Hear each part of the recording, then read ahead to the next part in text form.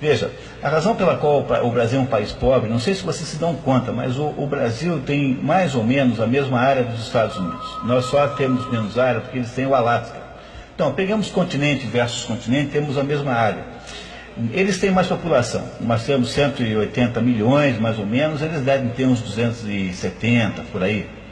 Eles são um pouco mais velhos, a independência americana é de 1736, a nossa é de 1822. Ambos somos países de imigrantes, basicamente, ambos tiveram escravidão.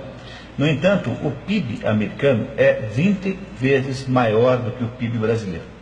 Como é que pode um país como o Brasil ter cada brasileiro valer alguma coisa próximo de 10%, entre 5% e 10% de cada americano, economicamente falando? Pois não é por excesso de capitalismo, garanto, porque se tem alguma coisa que aqui nunca existiu de verdade, foi capitalismo sob nenhuma forma plena. Então não foi por excesso de capitalismo. Se não foi por excesso de capitalismo, foi certamente por falta dele. Tanto é que no Brasil, o lugar que tem mais capitalismo, que é São Paulo, é um lugar mais rico que aquele que tem menos, que é o Piauí.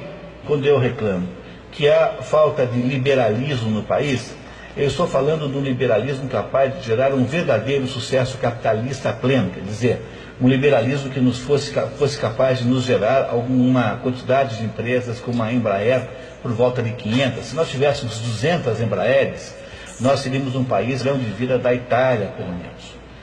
Qualquer pessoa que dê certo economicamente é vista com ressalvas e com desconfiança. Nós somos o único país mais ou menos organizado que tem uma delegacia do consumidor, quer dizer, para nós, para a mentalidade média do brasileiro, a atividade econômica é uma atividade semidelinquente, assim.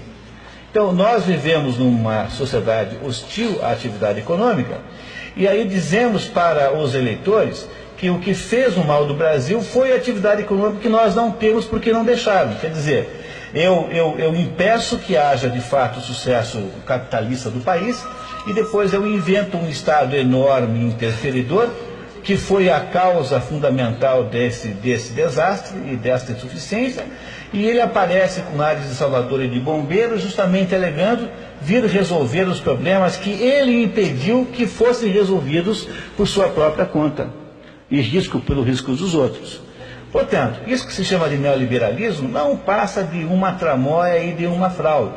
Ele é uma invenção da esquerda que gostaria de dizer, que gostaria de inventar um modo de sair da atividade econômica e passar a ser meramente tributarista.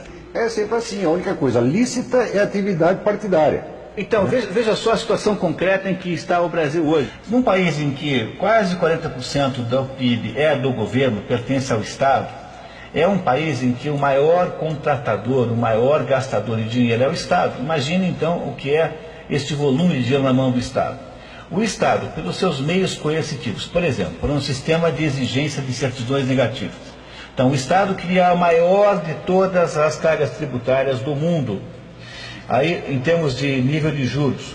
Aí o Estado submete as pessoas que não conseguem pagá-la a uma espécie de limbo econômico, ou seja, proíbe-as de concorrerem e de usufruírem das encomendas públicas, justamente no momento em que a única encomenda que existe é a encomenda pública.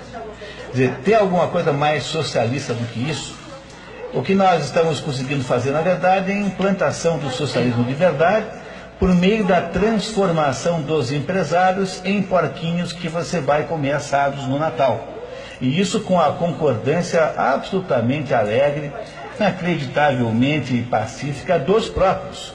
Para você garantir mesmo que ninguém sai fora da linha, você continuará obrigando os empresários a fazer papel de palhaço e ficarem por aí fazendo programas socialmente responsáveis, empresas cidadãs, porque aí já estamos aí no nível da humilhação. Quer dizer, você não só submete as empresas a toda espécie de restrição regulamentar. Os impostos são impagáveis, não porque as pessoas não queiram, porque é impossível saber quanto é que tem que pagar.